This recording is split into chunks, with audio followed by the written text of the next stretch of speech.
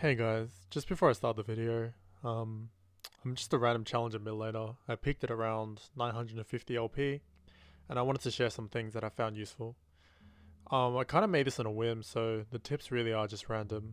I've never used Photoshop or edited anything, but I wanted to give it a shot. I know it's not perfect, but if you guys have any feedback or comments, they're all greatly appreciated. Anyways, enough of this, on to tip number 1. You will hit level 2 as soon as the first melee from the second wave of minions dies. This can actually be a pivotal moment in your lane, especially when the opponent is unaware of the timing and is easily abusable by champions with strong level 2s, such as Cassiopeia or Talon. It is also worth mentioning that as soon as the third melee from the third wave dies, you will hit level 3. All of this being under, of course, the assumption that you do not miss any experience. Tip number 2. If you are playing a heavy shove laner or have shove power, do not sit on a tower trying to harass them if there is no kill pressure. Instead, try to get some deep wards down while the opposing mid laner is trying to farm under tower. This is a really good time to clear enemy vision, as your opponent has to choose between farming and collapsing on you. Tip number 3. You can get a good idea of where the enemy is warding, simply based off the way they path, and how long they stay out of vision. Here, it is safe to assume that Taliyah has a midway river ward, and you can help your jungler circumnavigate their vision. Tip number 4. There is a siege minion on every third wave before 20 minutes. Backing on that wave is a lot more efficient, as it is harder for the enemy to shove, and also the siege minion can tank a lot more tower shots before dying, leading to you missing less minions. Tip number 5. Do not back for no reason. Every time you base, you are relieving pressure on the enemy team. Try to look for roams, invades or warding opportunities more, rather than backing every time you feel like there's nothing to do. Tip number 6. You don't always have to roam. Sometimes just leaving vision and entering Fog of War will apply pressure to help out your teammates. Assuming of course they notice you're gone, so this might not be as efficient in low rank. The opposing mid laner might even assume that you're roaming and try to follow you.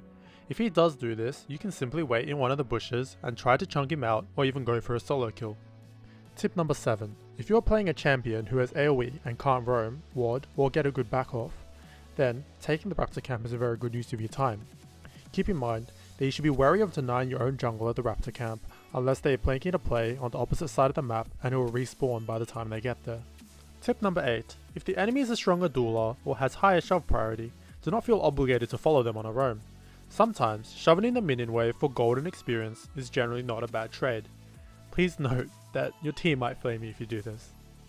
Tip number 9. This one's kind of universal, but it's still worth saying.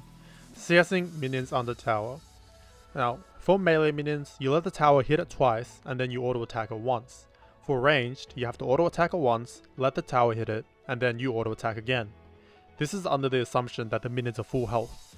Eventually, you'll be able to do this intuitively. Once you get this down, you'll be able to farm a lot more efficiently and conserve your mana throughout laning, allowing you to save it for trading or kills. Tip number 10. Know where the jungler is starting and ward accordingly. This one's not really as black and white as the others, but for the sake of this video, I'll simplify it a bit. There are generally 3 camps that junglers start at. It's either Wraiths, Blue, or Red. This obviously differs from champion to champion, however you can generally tell in solo queue simply based off who leashed. If for example, you know that the enemy jungler started at his blue buff, then you can generally assume that at 3 minutes and 10 seconds he will gank you from his red side. Take this clip for example. The Taliyah knows that the enemy jungler started on Wraiths simply because the opposing mid laner has used mana, so he knows that approximately for 2 camps that the enemy jungler will be on the bot side, and at around 3 minutes and 10 seconds he goes up and wards the river on the top side. Thanks again for watching guys. I know these tips are kind of like beginner level, but I kind of want to start off somewhere. If you have any suggestions or things you want me to cover, then please just leave it in the comments. Appreciate it, and good luck in solo queue.